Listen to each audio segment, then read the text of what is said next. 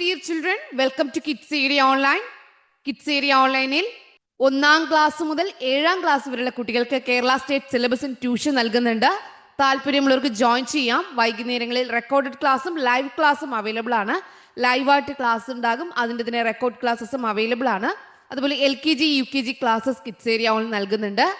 Malayalam, English, Hindi ഇവിടെ special courses ആണ്. Reading and writing classes ആണ്. ഏത് ക്ലാസ് ആണോ നിങ്ങളുടെ കുട്ടികൾക്ക് ആവശ്യം, ഇവിടെ നൽകിയിട്ടുള്ള വാട്സപ്പ് നമ്പറിൽ വാട്സപ്പ് മെസ്സേജ് അയക്കാവുന്നതാണ്. 9746487799 ഈ വാട്സപ്പ് നമ്പറിലേക്ക് വാട്സപ്പ് മെസ്സേജ് അയക്കാവുന്നതാണ്. ഓക്കെ, ഇപ്പോൾ ക്ലാസ് 1 ഇൻ്റഗ്രേഷൻ എപ്പിസോഡ് 2ലേക്ക് നമ്മൾ പോവാണ്. 1ാമത്തെ എപ്പിസോഡ് എല്ലാവരും കണ്ടായിരുന്നോ? പഠിച്ചായിരുന്നോ? അങ്ങനെ ഒരു ക്വസ്റ്റ്യൻ വന്നാൽ ഇനി തെറ്റിക്കില്ലല്ലോ? ഇല്ല. ഓക്കെ, അപ്പോൾ നമുക്ക് എപ്പിസോഡ് 2 2ാമത്തെ ക്ലാസ്സിലേക്ക് ഇന്ന് പോവാം. ഓക്കെ, ഇന്ന് നമ്മൾ നോക്കുന്നത് ആഹാരവിശേഷങ്ങളാണ്. ആഹാരവിശേഷങ്ങൾ ഇവിടെ നോക്കിയേ, ഇതെന്താണ്? നിങ്ങൾക്ക് ഇഷ്ടമുള്ളതാണ്. ഇതെന്താ? സ്വീറ്റ് മിഠായി ആണ് അല്ലേ? ഇതാ ഇവിടെ നോക്കിയേ, ഇത് നിങ്ങൾക്ക് ഇഷ്ടമാണോ? മുളക്, ചില്ലി മുളക്, നോ, ഇഷ്ടമല്ല. എന്താ ഇഷ്ടമല്ലാത്തേ? എരിവുണ്ടല്ലേ, അതിനെന്താ?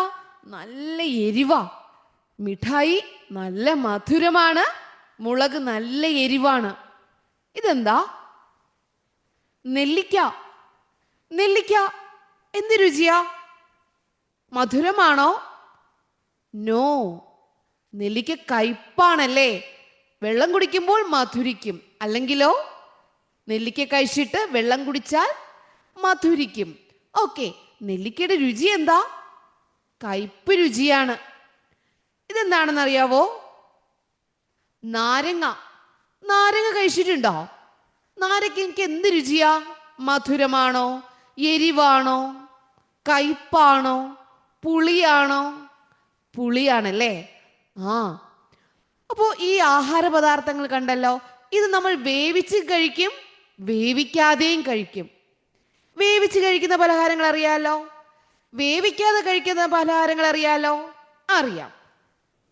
അതിൽ ആവിയിൽ വേവിക്കുന്ന പലഹാരങ്ങളുണ്ട്, ചുട്ടെടുക്കുന്ന പല ആഹാരങ്ങളുണ്ട്, എണ്ണയിൽ വറുത്തെടുക്കുന്ന ആഹാരങ്ങളുണ്ട്, ഇനി വേവിക്കാതെ കഴിക്കുന്ന ആഹാരങ്ങളും ഉണ്ട്. അപ്പോൾ ആഹാരങ്ങൾ പലതാണ്. ആദ്യം നമുക്ക് ആവിയിൽ വേവിക്കുന്ന ആഹാരങ്ങൾ ഏതൊക്കെയാണ്? ആവിയിൽ വേവിക്കുന്നവ, ഇഡ്ഡലി നിങ്ങൾ കഴിച്ചിട്ടുണ്ടോ? ഇഡ്ഡലി, പുട്ട് കഴിച്ചിട്ടുണ്ടോ? ഇതെങ്ങനെയാ നിങ്ങളുടെ വീട്ടിൽ ഉണ്ടാക്കുക? ആവിയിലാണല്ലേ. ഓക്കെ, അപ്പോൾ ആവിയിൽ വേവുന്ന പലഹാരങ്ങൾ ഏതൊക്കെയാ? ഇഡ്ഡലി നമുക്ക് എഴുതാം, നൂലപ്പം അല്ലെങ്കിൽ ഇടിയപ്പം എന്നൊക്കെ എഴുതാം. ഇലയട, ഇഡ്ഡലി, പുട്ട്, കൊഴുക്കട്ട, കുമ്പിളപ്പം, ഇതൊക്കെ എന്താ? ആവിയിൽ വേവിക്കുന്ന പലഹാരങ്ങളാണ്. ഓക്കെ, ചുട്ടെടുക്കുന്ന പലഹാരങ്ങൾ, നിങ്ങൾ ദോശ ചുടുന്ന കണ്ടിട്ടുണ്ടോ? ദോശ, അതുപോലെ ദോശ പോലെ ചുട്ടെടുക്കുന്ന പലഹാരങ്ങൾ ഏതൊക്കെയാണല്ലേ? ഓട്ടടയുണ്ട്, പത്തിരി ചുട്ടാണെടുക്കുക, ദോശ ചുട്ടാണെടുക്കുക. ദോശ ചുട്ടെടുക്കും. വേറെ എന്താ ചുട്ടെടുക്കുക? നിങ്ങൾക്ക് എളുപ്പത്തിൽ പറയാവുന്നത് ഏതൊക്കെയാ? ദോശ. അപ്പം ചുട്ടെടുക്കുന്നത് കണ്ടിട്ടുണ്ടോ? അപ്പം, അതെ, അപ്പം. ചപ്പാത്തി കണ്ടിട്ടുണ്ടോ? ചുട്ടെടുക്കുന്ന കണ്ടിട്ടുണ്ടോ? ചപ്പാത്തി. ദോശ, അപ്പം, ചപ്പാത്തി, ഇതൊക്കെ നമുക്ക് എന്ത് ചെയ്യാം? ചുട്ടെടുക്കും പലഹാരങ്ങളിൽ എഴുതാം. ഓക്കെ, ഇനി വറുത്തെടുക്കുന്ന പലഹാരങ്ങൾ, കൂടുതലും വറുത്തെടുക്കുന്ന പലഹാരങ്ങളാ. എണ്ണയിൽ വറുത്ത് കോരുന്നത് കണ്ടിട്ടില്ലേ? ഉപ്പേരി, അതൊക്കെ കണ്ടിട്ടില്ലേ? നിങ്ങൾ എണ്ണയിൽ വറുത്ത് കോരുന്ന ചിപ്സ് ഒക്കെ കണ്ടിട്ടില്ലേ?